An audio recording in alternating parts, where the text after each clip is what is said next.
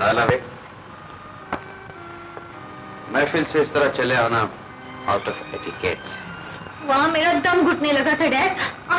आप भी कैसे गरीब लोगों से मुंह लगा लेते हैं? वो मुझसे चाहता क्या है? मुझे उससे नफरत है और वो मुझसे प्यार जताता फिरता है।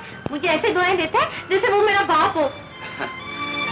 बेटा वो तुम्हें अपनी बेटियों की तरह ही समझता है। आखिर क्यों? क्या हक है उसे ऐसा समझने का? उसका आपसे और मुझसे क्या रिश्ता है जब दिल को मुंह उठाए चला आता है? नहीं बेटा, ऐसी कोई बात नहीं है। कोई बात जरूर है डैड। या तो आप पर उसका कोई एहसान है या आपको उससे कोई गर्ज है। ठीक कहा बेटे, इस दुनिया में इंसान को इंसान से कोई ना कोई गर्ज। आपको उससे कोई गर्ज होगी, मगर मुझे उससे नफरत है। न जाने तुम्हें उस इंसान से खुदा वास्ते की नफरत क्यों है जो तुमसे बेपनाह मोहब्बत करता है। क्यों करता है वो मुझसे मोहब्बत? मुझसे मोहब्बत करने का हक मेरे डैडी को है और मेरे डैडी आप है वो नहीं। वो मुझे बेटी बेटी क्यों कहता है? क्या वो मेरा बाप है? क्या मैं आपकी नहीं उसकी बेटी हूँ? नहीं बेटा नहीं, बेटी तो तुम हमारी हो।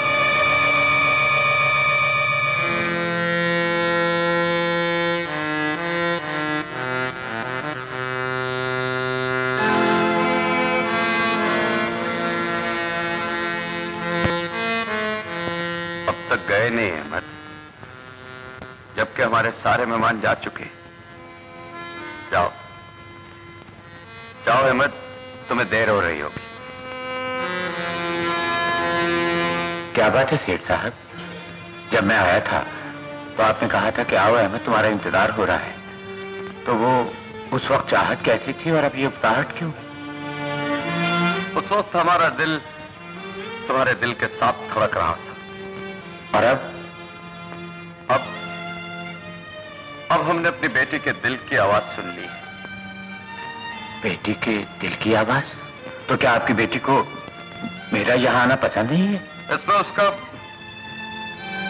कोई कसूर नहीं। तो क्या कुछ मेरा कसूर है? इस सवाल का जवाब हमारे पास नहीं है अहमद।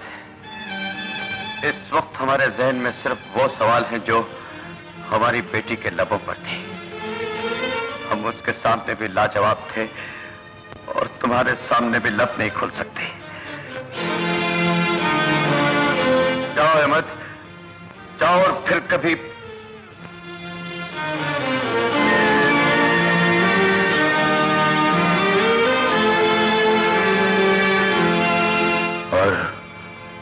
कभी इसका मकसद है कि फिर कभी बताना।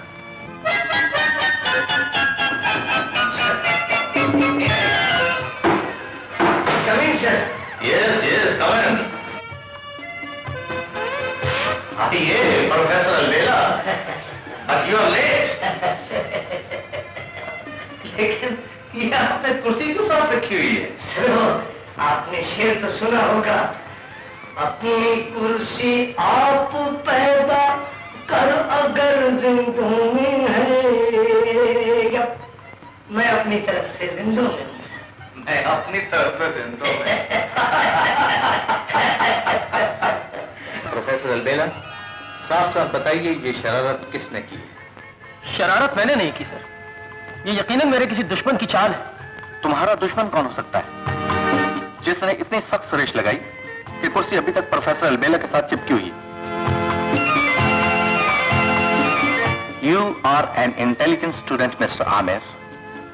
मुझे तुम्हें इस कॉलेज से निकालते हुए दुख हो रहा है, लेकिन उस्तादों के साथ ऐसा भोंडा मजाक करने की मैं इजाजत नहीं दे सकता। इसे कभी माफ नहीं किया जा सकता। You are rusticated from the college with immediate effect. Understand?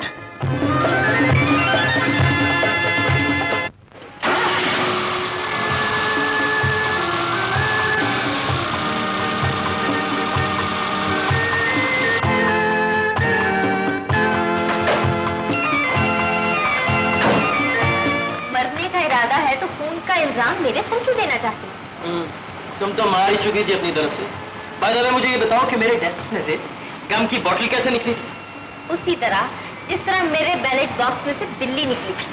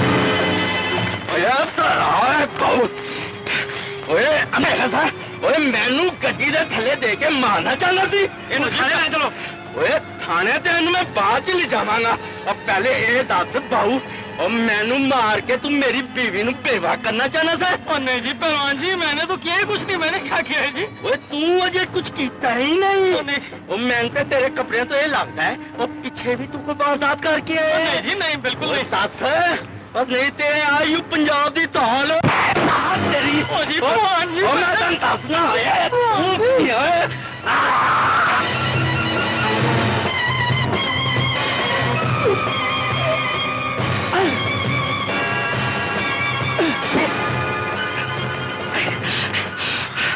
अब बहू होश आई हूँ हाँ जी कल तक आ जाएगी जी जरा ध्यान नाल आइंदा तो गड्डी जरा होश नाल चलाया कर शुक्रिया अदा करूंगी और कहूंगी कि मेरी वजह से आपको मार खानी पड़ी। आपने हीरो बनने की कोशिश की, लेकिन जरूरी नहीं कि हमेशा हीरो मारता ही है, कभी कभी उसे खुद भी मार खानी पड़ती है। खैर छोड़े इस बात को, बैठे मैं आपकी पट्टी करा दूं। जी नहीं, बहुत बहुत शुक्रिया, मैं पट्टी खुद भी करवा सकता हूँ। अच्छे बच्चे जिद नहीं करते, गाड़ी में बैठ जाएं। एक बार कह दिया ना मैंने नहीं बैठना। भलाई इसी में है कि आप गाड़ी में बैठें। जी नहीं, मैं आपकी गाड़ी में हरगिज नहीं बैठूं। नहीं बैठोगे? नहीं नहीं।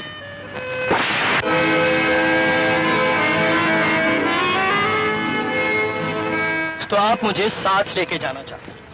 जी। अपनी गाड़ी में भी बिठाना चाहती हैं? पट्टी भी करवाना चाहती हैं? हाँ। तो चलिए।